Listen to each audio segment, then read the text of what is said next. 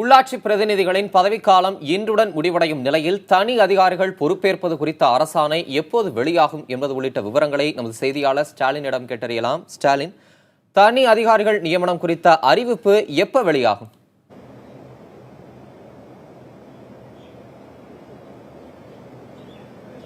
தமிழரசன், உள்ளாட்சி அமைப்புகளுக்கான பதவிக்காலம் இன்றோடு முடிவடைவதை அடுத்து உள்ளாட்சி அமைப்புகளுக்காக நியமிக்கப்பட்டுள்ள தனி அதிகாரிகளுக்கான இந்த அரசாணை என்பது கடந்த அக்டோபர் 17ஆம் தேதி தமிழக அரசால் அதிகாரப்பூர்வமாக வெளியிடப்பட்டது. அதன் பிறகு 19ஆம் தேதி அந்த அரசிதழில் இதற்கான தனி அதிகாரிகள் நியமனத்திற்கான அந்த அவசர சட்டம் குறித்த அறிவிப்பானது கடந்த அக்டோபர் 19ஆம் தேதி அரசிதழில் வெளியானது.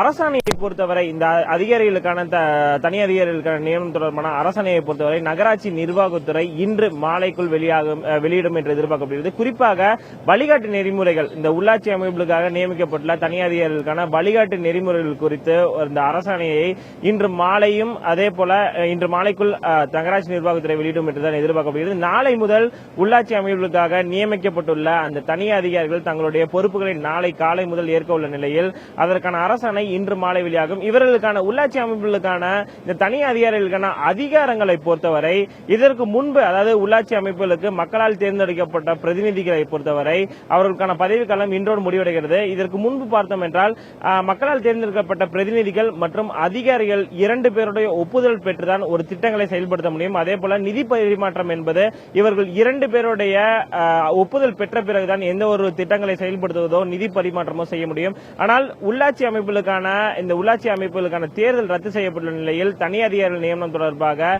கடந்த அமைச்சரவை கூட்டத்தில் முடிவெடுக்கப்பட்டது. அதன் பிறகு அன்றைய அவசர சட்டமானது பிறப்பிக்கப்பட்டது. இந்த தனி அதிகாரிகளுக்கான நியமனமான அந்த அதிகாரங்களை பொறுத்தவரை அவர் ஒருத்தருடைய, அதாவது தனி அதிகாரியுடைய ஒருவருடைய ஒப்புதல் மட்டுமே போதும். ஒரு திட்டங்களை செயல்படுத்துவதாகட்டும், ஒரு பகுதியில் ஒரு திட்டங்களை செயல்படுத்துவதாகட்டும், ஒரு திட்டத்திற்கான நிதிகளை பரிமாற்றம் செய்வதற்காகட்டும், அந்த தனி அதிகாரியுடைய அதிகாரம், அதாவது தனி அதிகாரியோட ஒப்புதல் மட்டுமே போதும். மொத்தமாக தமிழகத்தை பொறுத்தம் என்றால் 12 மாநகராட்சிகள் வருகின்றன. அதே போல நகராட்சிகளை பொறுத்தவரை 124 வருகின்றன. இது போக 13,000 பதவிகளுக்கான அதிகாரிகளானது நியமிக்கப்படுள்ளார்கள். இவர்களுடைய பணிக்காலம் என்பது நாளை முதல் தொடங்க உள்ளது.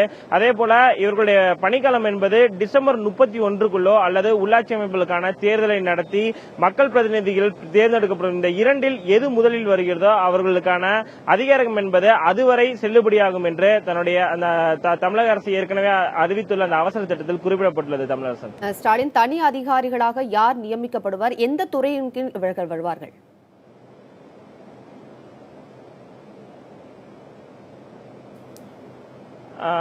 உமா, அதாவது தனி அதிகாரிகளை பொறுத்தவரை, இந்த உள்ளாட்சி அமைப்புகளுக்கான தனி அதிகாரிகளை பொறுத்தவரை ஏற்கனவே பொறுப்பில் உள்ளவர்கள் தான். அதாவது மாநகராட்சிகளில், நகராட்சிகளில், ஊராட்சிகளில், ஊராட்சி ஒன்றியங்கள், மாவட்ட ஊராட்சிகள் என ஏற்கனவே பொறுப்பில் உள்ள ஒரு நபரை தான் தனி அதிகாரிகளாக நியமிப்பார்கள். மாநகராட்சியை பொறுத்தம் என்றால் எடுத்துக்காட்டாக மாநகராட்சி ஆணையர் இருப்பார். அவர் ஒரு தனி அதிகாரியா இருப்பார். அவருக்கு கீழ் மண்டல அலுவலர்கள் இருப்பார்கள், செயல் அலுவலர்கள் இருப்பார்கள். இவர்கள் தான் நேரடியாக தனி அதிகாரியாக நியமிக்கப்பட உள்ளார்கள்.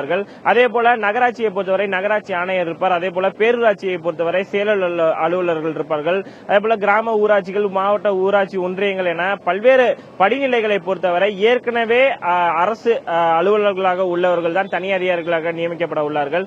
இவர்களுக்கான வழிகாட்டு நெறிமுறைகள் என்பது இன்று மாலைக்குள் அரசாணையாக வெளியிடப்பட்டு அவர்களுக்கு அனுப்பி வைக்கப்பட உள்ளது.